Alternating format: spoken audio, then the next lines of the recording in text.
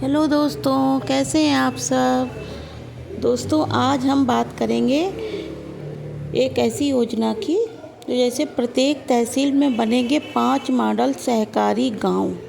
अमित शाह ने इस योजना का वो किया है। 23 वर्ष बाद दोस्तों मिली देश को एक नई राष्ट्रीय सहकारिता नीति, जिस पर ग्राम विकास पर जोर दिया जाएगा। चलिए इसको पूरे विस्तृत जानकारी आपको देते हैं। दोस्तों, देश को 24 वर्षों के लंबे इंतजार के बाद नई राष्ट्रीय सहकारिता नीति मिली है दोस्तों, जिसका अनावरण गुरुवार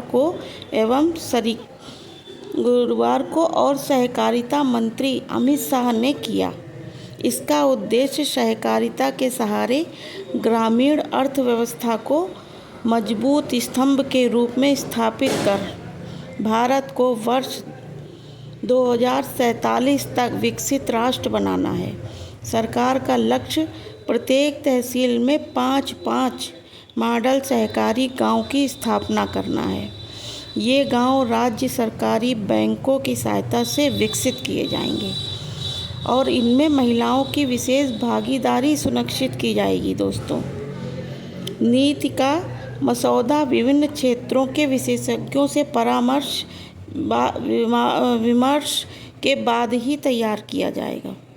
पूर्व केंद्रीय मंत्री सुरेश प्रभु की अध्यक्षता वाली 48 सदस्यीय समिति ने इसकी रूपरेखा तैयार की है। दोस्तों, कार्यक्रम को संबोधित करते हुए अमित शाह ने बताया कि उनके संसदीय क्षेत्र में नाबार्ड ने मॉडल सहकारी गांव बनाए हैं। उसी तर्ज पर यह काम तहसीलों में होगा। नीति में प्राथमिक कृषि ऋण समितियों के लिए एक पारदर्शी तकनीकी मॉडल तैयार किया गया है। सरकार का लक्ष्य प्रत्येक गांव में सहकारी इकाई बनाने का है दोस्तों, जो पैक्स, मछुआरा समिति, डेयरी या बहुउद्देशीय सोसाइटी के रूप में हो सकती है। नई सहकारिता नीति में विशेष जोर आर्थिक रूप से स्वतंत्र, पेशेवर तरीके से संचालित एक सफल छोटी सहकारी इकाइयों को प्रोत्साहित करने पर दिया गया है।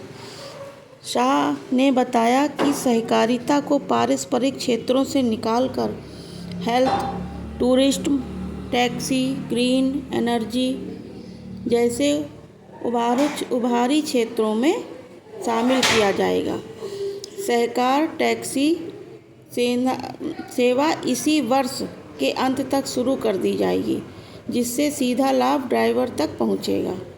उन्होंने कहा कि सहकारी इकाइयों को तकनीक से युक्त और पारदर्शी बनाया जाए। प्रत्येक 10 वर्ष में ज़रूरत के अनुसार नियम कानूनों को संशोधन की व्यवस्था भी की गई है।